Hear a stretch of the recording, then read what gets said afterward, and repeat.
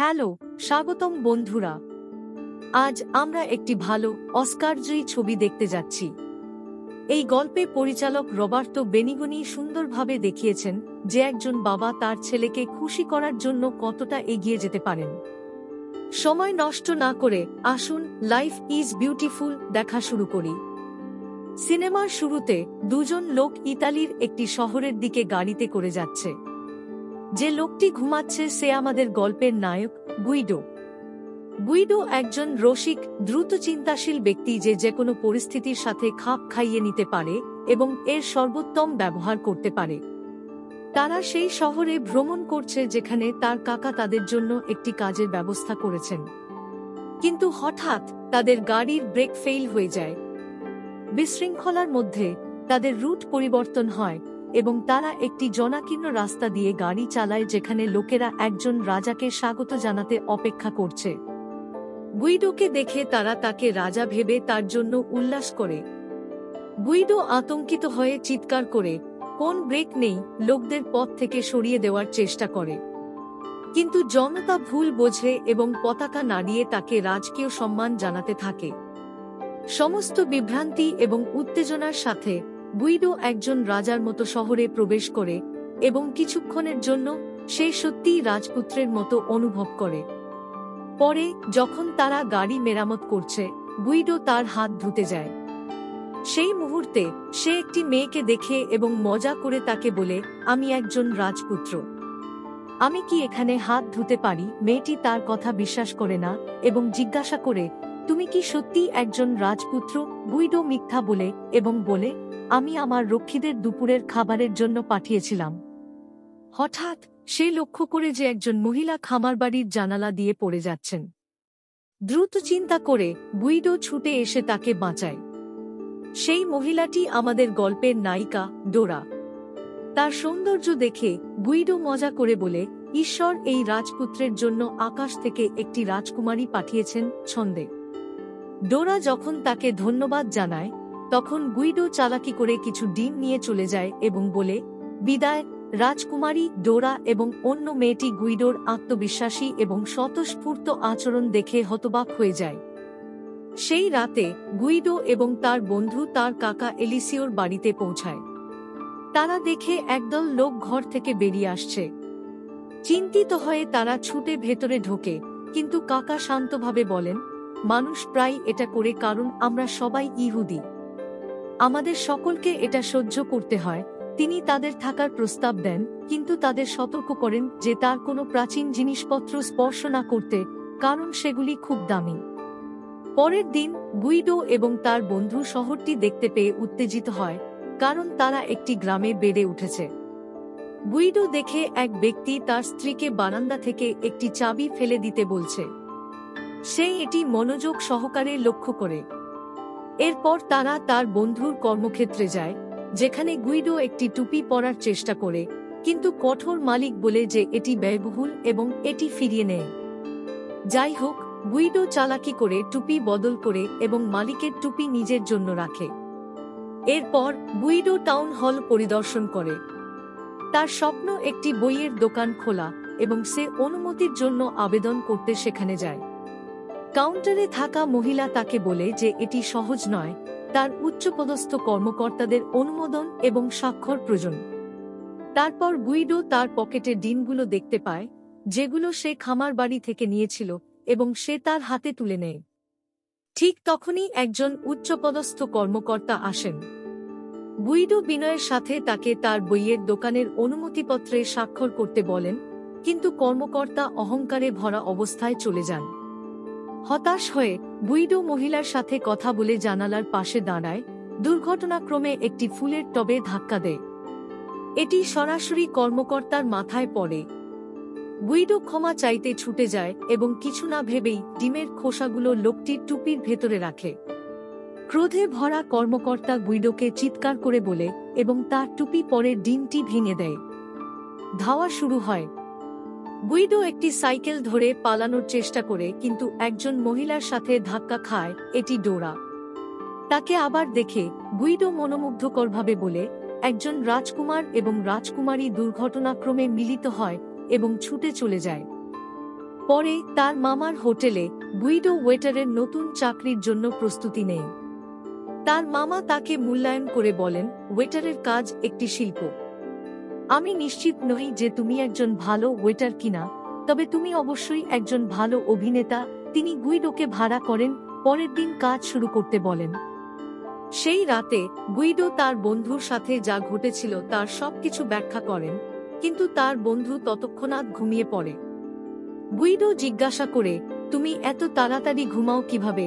তার বন্ধু উত্তর দেয়, আমি একজন সন্ন্যাসীর সাথে দেখা করেছিলাম যিনি বলেছিলেন, যদি তুমি যা চাও তা পুনরাবৃত্তি করো, তাহলে তা ঘটবে। সব সময় দুষ্টামিতে ভরা, গুইডো মজা করে বলে, আমার বন্ধুর ঘুম থেকে ওঠা উচিত। আমার বন্ধুর ঘুম থেকে ওঠা উচিত, তার ইচ্ছা পুনরাবৃত্তি করার পরিবর্তে। পরের দিন সকালে কাজে যাওয়ার পথে গুইডো ডোরাকে টাউন হল থেকে একই অফিসারের সাথে কথা বলতে দেখে। সে তার বন্ধুর পিছনে লুকিয়ে থাকে। অফিসার চলে যাওয়ার পর গুইডো ডোরাকে অভ্যর্থনা জানায় এবং বলে, হাই রাজকুমারী, মনে হচ্ছে আমরা প্রায়শই দেখা করি। ডোরা হেসে উত্তর দেয়, আমার স্কুলের জন্য দেরি হয়ে গেছে, এবং চলে যায়। এখন গুইডো জানে ডোরা একজন শিক্ষিকা ছিল। গুইডো হোটেলে পৌঁছে গ্রাহকদের সেবা শুরু করে। একজন নিয়মিত অতিথি হলেন একজন ডাক্তার যিনি ধাঁধা জিজ্ঞাসা করতে পছন্দ করেন। তিনি গুইডোকে একটি দেন এবং গুইডো তাৎক্ষণিকভাবে বুদ্ধি এবং রসবোধের সাথে উত্তর দেন। মুগ্ধ হয়ে ডাক্তার খেতে ভুলে যান এবং গুইডোর পাল্টা ধাঁধা সমাধানে মনোনিবেশ করেন। পরে গুইডো জানতে পারেন যে একজন স্কুল পরিদর্শক ডোরার স্কুলে আসবেন। পরিদর্শক একটি ফিতা ফেলে দিতে দেখে গুইডো একটি পরিকল্পনা তৈরি করেন। পরের দিন তিনি স্কুল পরিদর্শকের ছদ্মবেশে ডোরার স্কুল পরিদর্শন করেন। ডোরা তাকে দেখে হতবাক হয়ে যায়। গুইডো পরিদর্শনের ভান করে গম্ভীরভাবে ঘুরে বেড়ায় এবং ডোরার সাথে প্রেম করে সে ঝুঁকে পড়ে বলে, কেমন আছো রাজকুমারী? এই রবিবার তুমি কি ডিনারে আসবে? হেসে জিজ্ঞাসা করে, কিন্তু ডোরা অস্বীকার করে বলে যে সে থিয়েটারে যাচ্ছে। প্রধান শিক্ষিকা গুইডোকে একজন মহান বিজ্ঞানী এবং শিশুদের জন্য একজন আদর্শ হিসেবে পরিচয় করিয়ে দেন। তার খেলাধুলাপূর্ণ স্বভাবের কারণে গুইডো একটি ডেস্কের উপর লাফিয়ে পড়ে এবং সবার সামনে ডোরার প্রশংসা করে। হঠাৎ আসল পরিদর্শক এসে পৌঁছান এবং গুইডো দৌড়ে বেরিয়ে যান। গুইডো স্পষ্টতই একজন মনোমুগ্ধকর এবং দুষ্টু মানুষ, সবাই তাকে ভালোবাসে। রবিবার ডোরা থিয়েটারে যায়। এই কথা মনে রেখে গুইডো একই অনুষ্ঠানে যোগ দেয়। নাটকটি দেখার পরিবর্তে সে বারান্দায় ডোরাকে দেখে। তার পাশে বসা একজন মহিলা লক্ষ্য করে, কিন্তু গুইডো তার আচরণ ঢাকতে দ্রুত বলে, আমার এক কানে সমস্যা আছে ম্যাডাম। তার বন্ধু যা বলেছিল তা সে মনে রাখে এবং নির্বে পুনরাবৃত্তি করতে থাকে, আমাকে দেখাও, আমাকে দেখাও, এই আশায় যে ডোরা তার দিকে তাকাবে। সে ঘুরে দাঁড়াতে শুরু করে, কিন্তু তার পাশে থাকা মহিলাটি তাকে দেখতে পায়। শোর পরে গুইডো আবার তার বন্ধুর বসের সাথে দেখা করে। যথারীতি সে লোকটির টুপি চুরি করে পালিয়ে যায়।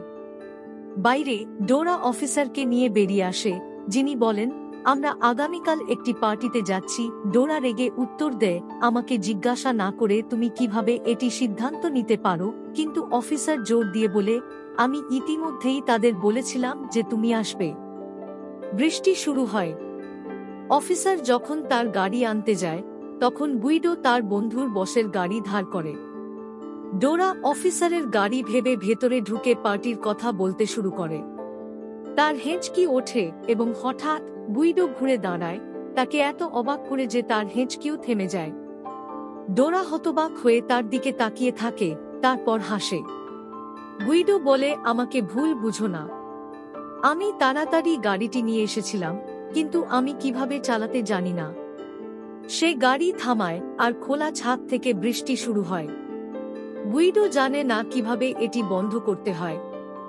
সবসময় ভিন্নভাবে চিন্তা করে সে স্টিয়ারিং হুইলটি সরিয়ে ছাতার মতো একটি বালিশ রাখে এবং ডোরাকে বলে, একজন রাজকন্যাকে ভিজতে দেওয়া উচিত নয়। এমনকি সে তার জন্য একটি লাল গালিচাও বিছিয়ে দেয়, আক্ষরিক অর্থেই, যাতে তাকে রাজকন্যার মতো মনে হয়। ডোরা আবেগাপ্লুত হয়। সে ব্যাখ্যা করে যে অফিসার সে তার ছোটবেলার বন্ধু ছিল এবং সেই কারণে সে তার আমন্ত্রণে না বলতে পারে না। গুইডো তাকে উৎসাহিত করতে চায়। তার আগের চাবি ছুঁড়ে মারার ঘটনাটি মনে আছে। ভাগ্যক্রমে সেও সেই জায়গায় দাঁড়িয়ে স্বামীর মতোই সেই মহিলাকে ডাকে। আশ্চর্যজনকভাবে মহিলাটি আবার চাবি ছুঁড়ে মারে। ডোরা হতবাক। যখন সে চলে যেতে চলেছে, গুইডো তাকে আইসক্রিম খেতে আমন্ত্রণ জানায়। ডোরা হেসে বলে, রাতের এই সময়ে আমরা এটা কোথায় পাব? গুইডো জোরে জোরে প্রার্থনা করে জিজ্ঞাসা করে, আমরা কখন আইসক্রিম খাব ঈশ্বর? ঠিক তখনই হোটেলের ডাক্তার এসে বলেন, 7 মিনিট। তিনি ধাঁধাটি সমাধান করে গুইডোকে খুঁজতে এসেছিলেন। সময়টা জাদুকরি মনে হয়। ডোরা আবার অবাক হয়। তারা গিয়ে আইসক্রিম খায় এবং বাড়ি ফেরার পথে গুইডো মৃদুস্বরে স্বীকার করে, প্রথমবার যখন তোমাকে দেখেছিলাম আমি প্রেমে পড়েছিলাম। আমি শুধু তোমাকে চিরকাল ভালোবাসতে চাই। ডোরা হ্যাঁ বলে না, কিন্তু এটা স্পষ্ট যে সেও একই রকম অনুভব করে। যখন তারা তার বাড়ির পাশ দিয়ে হেঁটে যায়, ডোরা লক্ষ্য করে যে গুইডোর টুপি ভেজা। হঠাৎ আসল টুপির মালিক তার সাইকেলটি কাছেই চালায়।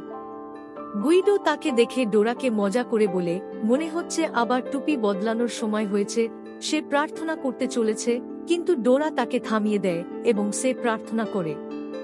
ডোরার মতে ম্যাজিকলি লোকটি আসে, তার টুপিটি ফিরিয়ে নেয় এবং গুইডোর টুপিটি পরিয়ে দেয়। ডোরা সে হতবাক হয়ে যায়। গুইডো হেসে সে তার চোখে ভালোবাসা নিয়ে বিদায় জানায় এবং চলে যায়। সেই রবিবার অফিসার গুইডোর মামার হোটেলে আসেন। তাকে দেখে গুইডো লুকিয়ে পড়ে। রাজকুমারীর মতো পোশাক পরা ডোরা পার্টিতে যোগ দিতে আগ্রহী ছিল না। এদিকে গুইডো দেখতে পায় তার চাচা তার ঘোড়া নিয়ে বাইরে বিষণ্ণভাবে দাঁড়িয়ে আছে।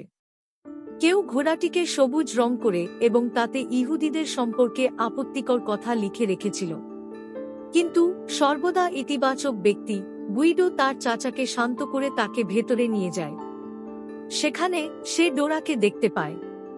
গুইডো অবাক হয় এবং সে খুশি হয়, সে দেখতে সুন্দর রাজকুমারীর মতো।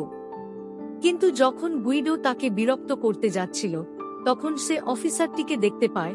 সে লুকানোর জন্য একটি ফুলের পাত্র নেয়। ইতিমধ্যে সেই ধাঁধার ডাক্তার তাকে দেখে একটি নতুন ধাঁধা জিজ্ঞাসা করে এবং তাকে উত্তর খুঁজে বের করতে বলে। ডোরা তার টেবিলে বিষণ্ণভাবে বসেছিল যখন তারা একটি বিশাল কেক বের করে আনে। কেকের উপর গুইডো লিখেছিল, শুভ সন্ধ্যা রাজকুমারী। এটা দেখে ডোরা তৎক্ষণাৎ বুঝতে পারে যে গুইডো সেখানে ছিল। সে ভিড়ের মধ্যে তাকে খুঁজতে শুরু করে। কিন্তু ঠিক তখনই সেই অফিসার তার কাছে এসে তার হাত ধরে ফেললেন। সবার সামনে তিনি ঘোষণা করলেন, ডোরা আমি ছোটবেলার বন্ধু ছিলাম আর আমরা শীঘ্রই বিয়ে করতে যাচ্ছি। এই কথা শুনে ডোরার মা খুব খুশি হয়ে গেলেন। কিন্তু ভিড়ের মধ্যে লুকিয়ে থাকা গুইডোর মন ভেঙে গেল। সে ধীরে ধীরে হতাশায় মাটিতে লুটিয়ে পড়ল। কোনোভাবে নিজেকে সামলাতে পেরে সে দাঁড়িয়ে রইল। সেই মুহূর্তে গুইডোর কাকা তাকে দেখতে পেলেন।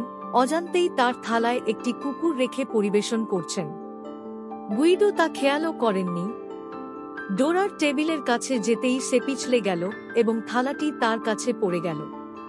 টেবিলের নিচে পরিষ্কার করার সময় অপ্রত্যাশিত কিছু ঘটে গেল। ডোরা টেবিলের নিচে হামাগুড়ি দিয়ে তার চোখের দিকে তাকিয়ে মৃদুস্বরে বলল, এখন আমি তোমাকে বলছি, আমি তোমাকে ভালোবাসি। আমাকে তোমার সাথে নিয়ে যাও। গুইডোর মুখ আনন্দে উজ্জ্বল হয়ে উঠল। আমাকে 5 মিনিট সময় দাও, সে উজ্জ্বল হয়ে উত্তর দিল। কিছুক্ষণ পরে গুইডো সবুজ রঙের ঘোড়ায় চড়ে ফিরে এলো। জনতা অবাক ও আনন্দে তাকাল। অফিসার তার দিকে তাকিয়ে ভাবল, আমি এই লোকটিকে আগে কোথাও দেখেছি। এদিকে গুইডো হেসে বলল, রাজকুমারী এসো, ঘোড়ায় চড়ে বসো। খুব খুশিতে ডোরা উপরে উঠে গেল এবং গুইডো সত্যিকারের রাজকন্যার মতো তাকে নিয়ে চলে গেল। জনতা উল্লাস করল, ভেবেছিল এটা সবই অফিসারের আশ্চর্য আয়োজনের অংশ। অফিসার যখন গুইডোকে তা বের করার চেষ্টা করছিল, তখন তার উপর একটি বড় ডিম পড়ল। হঠাৎ তার মনে পড়ল। গুইডো ডোরাকে তার মামার বাড়িতে নিয়ে গেল এবং তারা বিয়ে করল। বছর কেটে গেল। তাদের এখন জোশুয়া নামে একটি ছোট ছেলে ছিল, যে তার খেলনা ট্যাঙ্কার দিয়ে খেলতে পছন্দ করত। হ্যাঁ, সে ছিল ডোরা এবং গুইডোর সন্তান, এবং তারা শহরে সুখী জীবনযাপন করছিল। একদিন সকালে গুইডো ডোরাকে তার স্কুলে নামিয়ে দেয় এবং জোশুয়া একটি বোর্ড লক্ষ্য করে যেখানে লেখা ছিল, এখানে ইহুদি এবং কুকুর নিষিদ্ধ। সে তার বাবাকে জিজ্ঞাসা করল, এর অর্থ কি? গুইডো জানত না যে কিভাবে এই ধরনের ঘৃণ্য রাজনীতি একটি শিশুকে ব্যাখ্যা করতে হয়, তাই সে উত্তর দিল, বিভিন্ন জায়গার বিভিন্ন নিয়ম আছে। এখনো কৌতূহলী জোশুয়া জিজ্ঞাসা করল, তাহলে আমাদের দোকানে কোনো নিয়ম নেই কেন?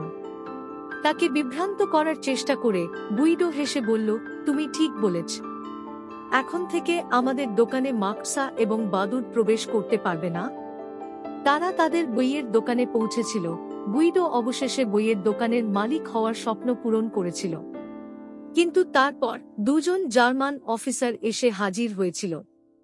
তারা আবার গুইডোকে জিজ্ঞাসাবাদ করার জন্য সেখানে ছিল।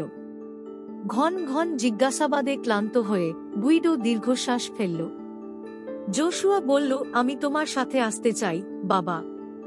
গুইডো মৃদুস্বরে উত্তর দিল, তুমি যদি আসো, তাহলে দোকানের দেখাশোনা কে করবে? আমি ওদের সাথে যাব। তোমাকে এখানে দেখাশোনা করতে হবে, ঠিক আছে? সেই উত্তেজনাপূর্ণ মুহূর্তেও গুইডো মজার ভঙ্গিতে চলে গিয়ে তার ছেলের মুখে হাসি ফুটিয়ে তুলল। গুইডো চলে যাওয়ার পর জোশুয়া দোকানের দেখাশোনা করল। ইতিমধ্যে ডোরার মা এসে হাজির। তিনি জানতেন না যে তিনি তার দাদি। জোশুয়া বরাবরের মতো মিষ্টি স্বরে বলল, সব বইয়ের 50% ছাড় আছে। ডোরার মা হেসে বললেন, আমি তোমার দাদি।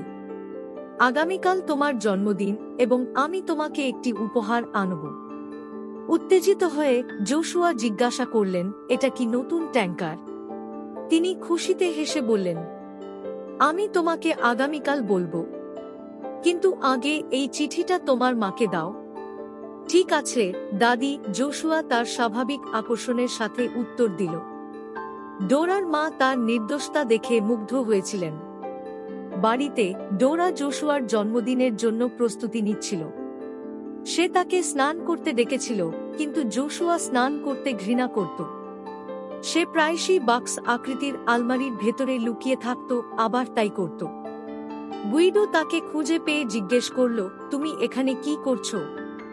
জোশুয়া ফিসফিস করে বলল, মা আমাকে বারবার গোসল করতে বলছে, তাই আমি লুকিয়ে আছি। ডোরা তাকে ডাকতে ডাকতে ঘরটা তল্লাশি করতে লাগল। বরাবরের মতোই গুইডো তাকে খুশি করার জন্য একটা মজার আইডিয়া বের করল। সে একটা ফুলের সাথে কথা বলার ভান করে ওটাকে রাজকুমারীর জন্য আসতে বলল। তার বাবার খেলা বুঝতে পেরে জোশুয়া টেবিল ঠেলে একটা ফুল নিয়ে বেরিয়ে গেল, বলল, এটা তোমার জন্য, রাজকুমারী। তারা ছোট ছোট আনন্দ আর ভালোবাসায় ভরা জীবন কাটিয়েছিল। কিন্তু প্রতিটি জীবনের মতোই উত্থান পতন দুটোই আছে। পরের দিন সকালে ডোরা তার মাকে বাড়ি ফিরিয়ে আনতে বেরিয়ে গেল, কিন্তু বিপর্যয় নেমে এল। বাড়িটি ধ্বংস হয়ে গেল। জার্মান সৈন্যরা ইহুদি পরিবারগুলিকে গ্রেপ্তার করে কনসেন্ট্রেশন ক্যাম্পে নিয়ে যাচ্ছিল। বিপদ সম্পর্কে অজ্ঞ জোশুয়া জিজ্ঞাসা করল, আমরা কোথায় যাচ্ছি, বাবা? তার ছেলেকে রক্ষা করার জন্য সর্বদা চেষ্টা করা গুইডো বলল, এটি একটি গোপন জন্মদিনের ভ্রমণ যা আমি কেবল তোমার জন্য পরিকল্পনা করেছিলাম। আমরা মজা করতে যাচ্ছি। জোশুয়া জিজ্ঞাসা করল, মা কেন আসেনি? গুইডো উত্তর দিল, তুমি জানো সে এই আশ্চর্য ভ্রমণগুলি পছন্দ করে না, তাই আমরা চলে আসি। তাদের চারপাশের লোকেরা চুপ করে রইল। তারা জানত যে তারা কি ধরনের ক্যাম্পে যাচ্ছে। এটি কোনো ছুটি নয়, বরং একটি কারাগার। তবুও তারা চুপ করে রইল সেই ছেলের সুখের জন্য। এদিকে ডোরা তাদের জন্য মরিয়া হয়ে খুঁজছিল। রেলওয়ে স্টেশনে সে তাদের ট্রেনে তুলতে দেখে সে একজন অফিসারের কাছে ছুটে গিয়ে অনুনয় করে বলল, আমার স্বামী এবং ছেলে সেই ট্রেনে আছে, দয়া করে তাদের যেতে দিন। কিন্তু অফিসার উদ্ধতভাবে উত্তর দিলেন, আমরা কেবল ইহুদিদেরই নেই। তোমার স্বামী এবং ছেলে এখানে নেই। দৃঢ় প্রতিজ্ঞ ডোরা চিৎকার করে বলল, ওরা আমার পরিবার, আমাকে অবশ্যই তাদের সাথে থাকতে হবে। ট্রেনের ভেতর থেকে জোশুয়া তাকে দেখে চিৎকার করে বলল, মা এখানে। গুইডোর হৃদয় ভেঙে গেল। সে জানত যে তারা কোথায় যাচ্ছে। ডোরা তাদের সাথে যোগ দিয়ে ট্রেনে উঠল। তারা কনসেন্ট্রেশন ক্যাম্পে পৌঁছে গেল। পৃথিবীর নরক। পুরুষ এবং মহিলা আলাদা হয়ে গেল। যখন তাদের আলাদা করা হচ্ছিল, গুইডো সে চিৎকার করে বলল, রাজকুমারী। ডোরা ঘুরে দাঁড়াল। এই শব্দটি সবসময় তার জন্য আনন্দ বয়ে আনত, কিন্তু এবার তার মুখ দুঃখে ভরে উঠল। তারা যখন ক্যাম্পের মধ্য দিয়ে হেঁটে যাচ্ছিল, জোশুয়া বলে, বাবা আমি এই ট্রেন পছন্দ করি না, এবং আমি এই জায়গাটি পছন্দ করি না। সে চারপাশে তাকাল, ভীত এবং অস্বস্তিকর বোধ করছিল। তাকে সান্ত্বনা দেওয়ার জন্য এবং তাকে ভয় না পাওয়ার জন্য গুইডো মৃদুস্বরে বলল, এটা একটা খেলা জোশুয়া। যদি আমরা সৈন্যদের আদেশ মেনে চলি এবং সঠিকভাবে খেলি, তাহলে আমরা একটি সত্যিকারের ট্যাঙ্কার জিততে পারি।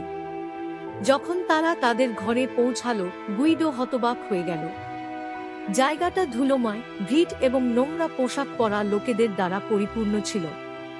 জোশুয়া অস্বস্তিতে চারপাশে তাকিয়ে আবার বলল, আমি এই জায়গাটা পছন্দ করি না। তার পাশে থাকা গুইডো হেসে শান্ত থাকার চেষ্টা করল। এটাও খেলারই অংশ জোশুয়া, আমাদের সাহসী হতে হবে। জোশুয়া তখন জিজ্ঞাসা করল, আমি কি মাকে দেখতে পারি? গুইডো উত্তর দিল, আমরা যদি খেলা জিতি, আমরা সবাই আবার একসাথে থাকব। তখন জোশুয়া ক্ষুধার্ত বোধ করল। গুইডো দ্রুত চারপাশে তাকিয়ে কাউকে ইশারা করল। তারা শুধু রুটি দিয়েছে। আমরা এবার রুটি মিস করেছি, কিন্তু আমরা আগামীকাল এটি পাব, ঠিক আছে? ঠিক তখনই জার্মান সৈন্যরা ঘরে প্রবেশ করে জিজ্ঞাসা করল, কে জার্মান বলতে পারে? গুইডো তার হাত তুলল।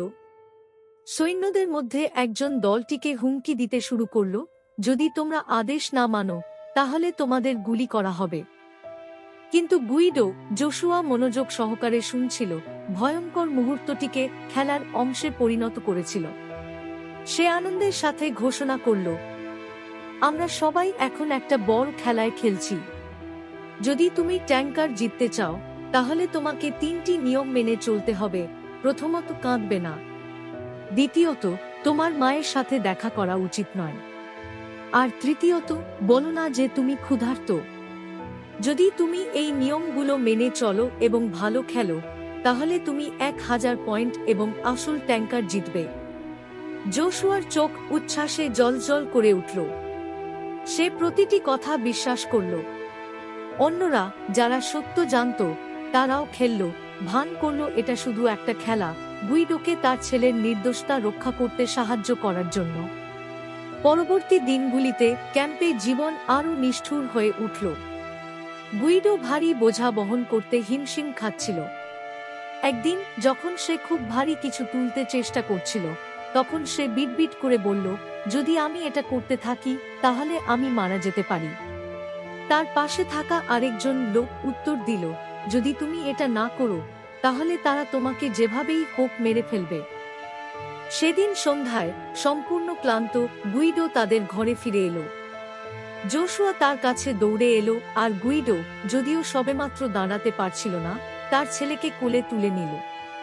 একটা হাসি দিয়ে সে বলল, আজ আমরা 60 পয়েন্ট অর্জন করেছি, আর তারা আমাদের কিছু রুটি দিয়েছে। সে তার রুটির অংশ জোশুয়ার হাতে তুলে দিল। কষ্ট সত্ত্বেও তার মুখ এখনো খুশি এবং উৎসাহী। মহিলা শিবিরে মহিলা বন্দীদের কাজে পাঠানো হচ্ছিল। একজন বয়স্ক মহিলাকে থামানো হয়েছিল। একজন সৈনিক তাকে বলেছিল, বৃদ্ধ মহিলাদের জন্য কোনো কাজ নেই, ভিতরে যাও। এটা দেখে ডোরা অন্য একজন মহিলাকে বলল, অন্তত তারা বৃদ্ধ মহিলাদের কাজ করতে বাধ্য করছে না। অন্য মহিলা তার দিকে করুণ দৃষ্টিতে তাকিয়ে বলল, না, এটা দয়া নয়। তারা বৃদ্ধ বা শিশুদের জন্য কোনো কাজে লাগে না। তাদের রাসায়নিক কারখানায় নিয়ে যাওয়া হয়। তারা বলে যে এটি স্নানের জন্য, কিন্তু সেখানে তাদের হত্যা করা হয়। ফিরে যা আসে তা হলো তাদের পোশাক। ডোরা ভীত হয়ে পড়েছিল। তার হৃদয় ভয়ে ভরে গিয়েছিল, নিজের জন্য নয়, তার ছেলে জোশুয়ার জন্য। এদিকে গুইডো কঠোর পরিস্থিতিতে কাজ চালিয়ে যাচ্ছিল। একদিন জোশুয়া তার কাছে দৌড়ে এসে বলল, বাবা, তারা আমাকে স্নানের জন্য ডেকেছিল, কিন্তু আমি এটা পছন্দ করিনি, তাই আমি পালিয়ে গিয়েছিলাম। স্নান আসলে কি তা এখনো অজানা থাকায় গুইডো আকস্মিকভাবে জিজ্ঞাসা করলেন, কেন তুমি যাওনি? স্নান করা ভালো। জোশুয়া বিষয় পরিবর্তন করলেন। তুমি কি করছো, বাবা? গুইডো হেসে উত্তর দিলেন, আমরা ট্যাঙ্কার তৈরি করছি। এটা খেলারই অংশ, মনে আছে? রাসায়নিক কারখানায় ফিরে গুইডোর কাকা একদল বয়স্ক পুরুষের মধ্যে ছিলেন যাদের স্নানের জন্য তাদের পোশাক খুলে ফেলতে বলা হয়েছিল। তিনি চুপচাপ মেনে চলেন, কি ঘটতে চলেছে তা সম্পূর্ণরূপে অবগত ছিলেন। তার চোখে বিষণ্ণতা অনেক কিছু বলে দেয়। তার কাছে আর কোন উপায় ছিল না, কোন পালানোর উপায় ছিল না, বেঁচে থাকার মাত্র কয়েক মিনিট বাকি ছিল। গুইডো অবশেষে রাসায়নিক কারখানায় আসলে কি ঘটছে তা আবিষ্কার করার পর তিনি আতঙ্কিত হয়ে পড়েন।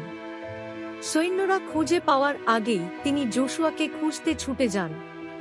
যদি তারা ছেলেটিকে দেখতে পায় তাহলে তারা তাকে হত্যা করবে।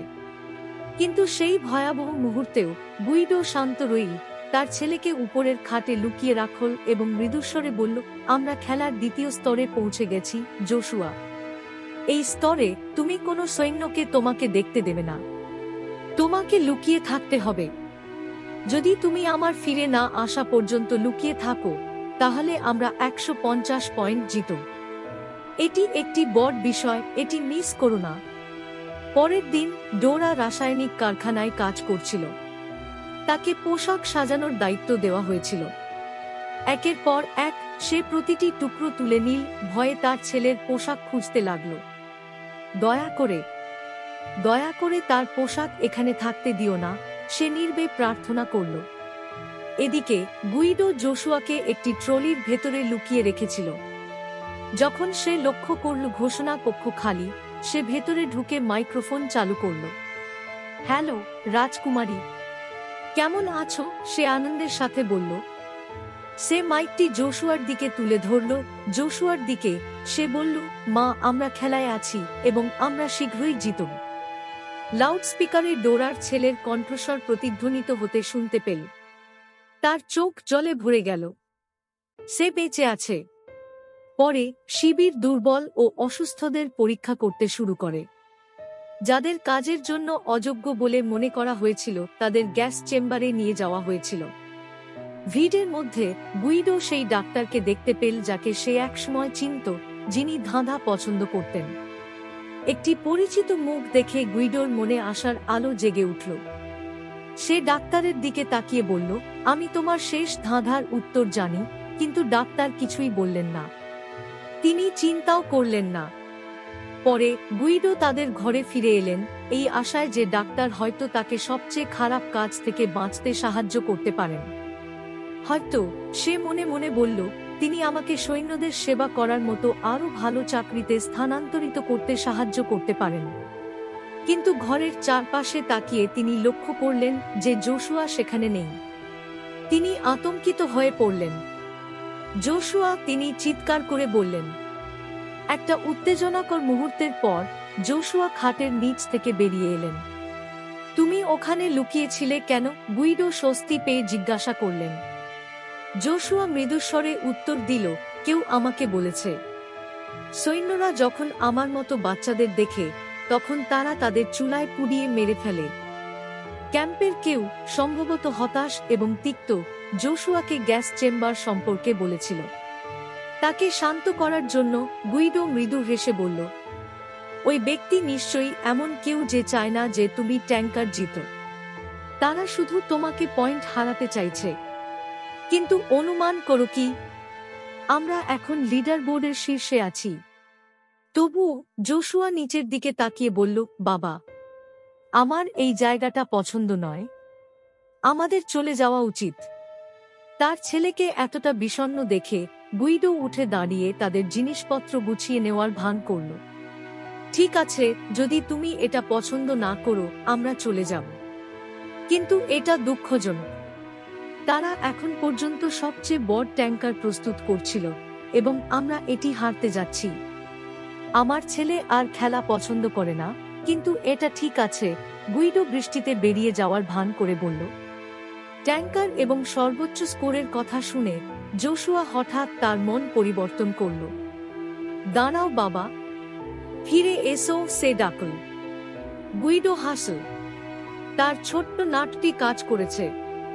সে আবারও তার ছেলের জন্য ভয়কে আশায় পরিণত করেছে।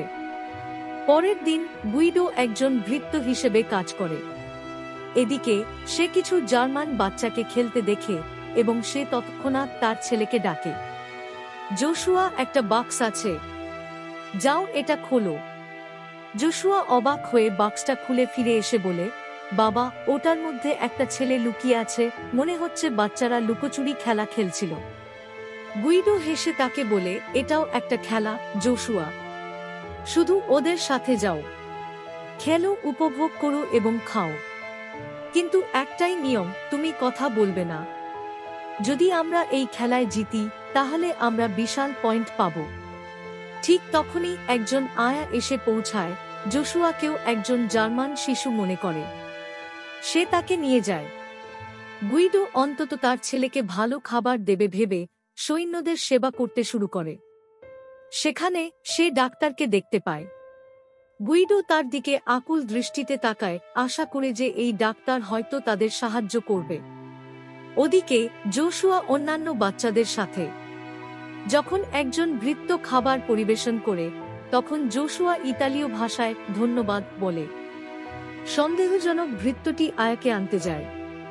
ঘটনা বুঝতে পেরে গুইডো তৎক্ষণাৎ সমস্ত বাচ্চাদের ইতালীয় ভাষায় ধন্যবাদ বলতে শেখায়।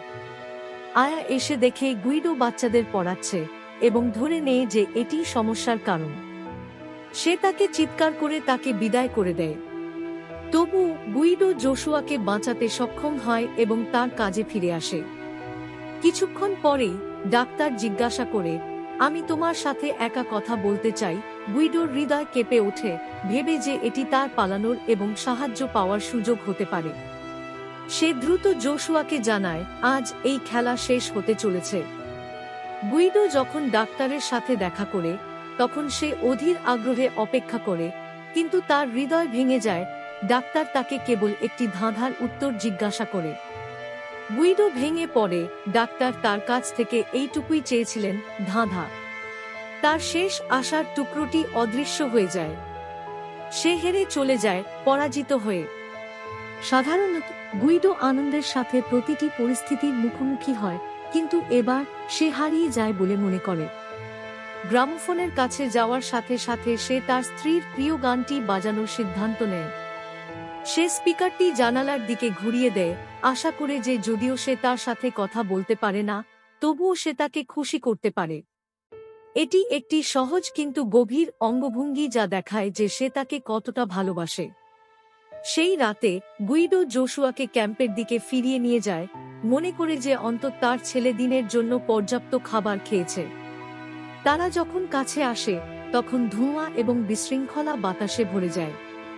জার্মান সৈন্যরা দৌড়াদৌড়ি করছে। গুইডো ক্যাম্পে পৌঁছায় এবং গুলির শব্দ এবং বোমার শব্দ সারা রাত ধরে প্রতিধ্বনিত হয়। ক্যাম্পের একজন লোক তাদের বলে যে যুদ্ধ প্রায় শেষ, কারণ হিটলার মারা গেছেন। যাই হোক, সৈন্যরা একটি ভ্যানে করে লোকদের নিয়ে যাচ্ছে এবং যখন ভ্যানটি ফিরে আসে তখন এটি খালি। এর অর্থ হল রাত শেষ হওয়ার আগেই তারা সবাইকে হত্যা করবে। ভয় পেয়ে গুইডো জোশুয়াকে ধরে ফেলে সৈন্যদের কাছ থেকে লুকিয়ে তাকে বিশৃঙ্খলার মধ্য দিয়ে নিয়ে যায়। সে জোশুয়াকে ব্যাখ্যা করে, এই খেলা আজ রাতেই শেষ হতে চলেছে। সৈন্যরা তোমাকে খুঁজছে কারণ তুমি সর্বোচ্চ স্কোরার। আমরা যদি সকাল পর্যন্ত লুকিয়ে থাকতে পারি তাহলে আমরা জিতব এবং তোমাকে একটি নতুন ট্যাঙ্কার দেওয়া হবে। সে জোশুয়াকে সেই বাক্সেই লুকিয়ে রাখে যেখানে বাচ্চারা আগে খেলত। এমনকি বিশৃঙ্খলার মধ্যেও গুইডো পুরো পরিস্থিতিটাকে জোশুয়াকে সান্ত্বনা দেওয়ার জন্য একটা খেলা বলে ভান করতে থাকে। তারপর সে মহিলাদের শিবিরে পৌঁছায় এবং ডোরাকে একটি ভ্যানে বোঝাই করতে দেখে। সে তার ছেলের কাছে ফিরে আসে এবং বলে, এখানে থাকো, আমি ফিরে না আসা পর্যন্ত লুকিয়ে থাকো। যদি আমি ফিরে না আসি তাহলে গুলি এবং বোমা থামা পর্যন্ত অপেক্ষা করো, তারপর বেরিয়ে এসো। গুইডো আবার জোশুয়াকে বাক্সের মধ্যে লুকিয়ে রাখে এবং নিজেকে একজন মহিলার ছদ্মবেশে রাখে। কিন্তু দুর্ভাগ্যবশত একটি জার্মান কুকুর তার গন্ধ পেয়ে ঘেউ ঘেউ করতে শুরু করে। গুইডো ভয় পায়, কিন্তু তারপর সে আগে যে জাদুকরী শব্দগুলি ব্যবহার করেছিল তা ফিস ফিস করে বলে। অলৌকিকভাবে কুকুরটি চলে যায়। এই মুহূর্তে পরিচালক সুন্দরভাবে একটি শক্তিশালী বার্তা প্রদান করেন, পরিস্থিতি যতই ভয়াবহ হোক না কেন, আমাদের কখনই আশা হারানো উচিত নয়। গুইডো আলো থেকে পালিয়ে একটি ভবনে উঠে, এখনও একজন মহিলার ছদ্মবেশে। সে ডোরার জন্য চিৎকার করে ভ্যানের দিকে ছুটে যায়। সৈন্যরা তাকে দেখতে পায় এবং আগের মতোই সে ধরা এড়াতে ভবনে উঠে যায়। কিন্তু এবার সে সার্চলাইটে ধরা পড়ে। একজন সৈনিককে তাকে তুলে নিয়ে গিয়ে হত্যা করার নির্দেশ দেওয়া হয়। যখন তারা মৃত্যুদণ্ড কার্যকরের জায়গায় এগিয়ে যায়, তখন তারা সেই বাক্সের পাশ দিয়ে যায় যেখানে জোশুয়া লুকিয়ে আছে। সব সময় আশাবাদী গুইডো পুরো পরিস্থিতিকে খেলার অংশ বলে ভান করতে থাকে। সে মজার চিন্তামুক্ত পদক্ষেপে হেঁটে যায় যাতে তার ছেলে মনে করে যে এটা এখনো একটা খেলা। সৈন্যরা বিভ্রান্ত হয়ে তাকে তুলে নিয়ে যায়। পরের দিন সকালে সৈন্যরা যুদ্ধ শেষ হওয়ার কারণে চলে যায়। গুলি এবং বিস্ফোরণের শব্দ বন্ধ হওয়ার সাথে সাথে জোশুয়া বাক্স থেকে বেরিয়ে আসে। সে চারপাশে তাকায়, কিন্তু কেউ নেই। ঠিক তখনই একটি ট্যাঙ্কার তার সামনে এসে দাঁড়ায়। ট্যাঙ্কারটি জার্মান সৈন্যদের সাথে যুদ্ধ করেছিল। জোশুয়া হতবাক এবং খুশি হয়, মনে করে যে খেলায় জয়লাভের ফলে সে সেই ট্যাঙ্কারটি পেয়েছে যা তাকে প্রতিশ্রুতি দেওয়া হয়েছিল। ট্যাঙ্কারের সৈনিক জোশুয়াকে তার সাথে নিয়ে যায়। বেঁচে থাকা ইহুদিদের ভিড়ের মধ্য দিয়ে যাওয়ার সময় জোশুয়া তার মা ডোরাকে দেখতে পায়। সে ট্যাঙ্কার থেকে লাফিয়ে পড়ে তার কাছে ছুটে যায়। ডোরা হতবাক এবং আনন্দিত হয়ে তাকে জড়িয়ে ধরে। সৌভাগ্যবশত যে সৈনিক গুইডোকে হত্যা করতে নিয়ে গিয়েছিল সে একজন ভালো মানুষ ছিল। সে তাকে হত্যা করেনি, বরং সে তাকে ছেড়ে দেয়। এরপর গুইডো তার পরিবারের খোঁজ করছে এবং অবশেষে তাদের খুঁজে পেয়েছে। পরিবারটি পুনরায় মিলিত হয়েছে এবং দীর্ঘ সময় পর প্রথমবারের মতো তারা একসাথে, নিরাপদে এবং আশাবাদী। তারা আবার আগের মতোই সুখী জীবনযাপন করতে শুরু করে। এবং এখানেই গল্পের শেষ। আশা করি তোমরা সবাই এটা